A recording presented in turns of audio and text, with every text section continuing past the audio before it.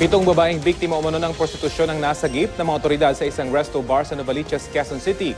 Kabilang sa kanila ang ilang minor de edad. Balita hatid ni Jay Sabale.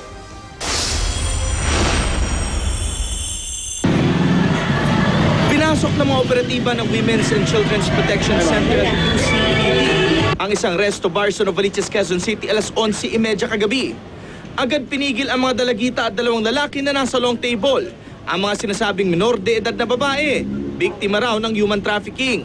Ang dalawang minor de edad naman na lalaki at isa pang babae, hinold din dahil ito raw umano ang nagbubugaw sa mga dalagita. Kasabay ng pagpasok sa resto bar, inaresto naman ang tatlo pang umano'y bugaw sa kalapit na apartel. Sa bar daw, pinipwesto ng tatlo ang mga babae para ialok sa mga parokyano.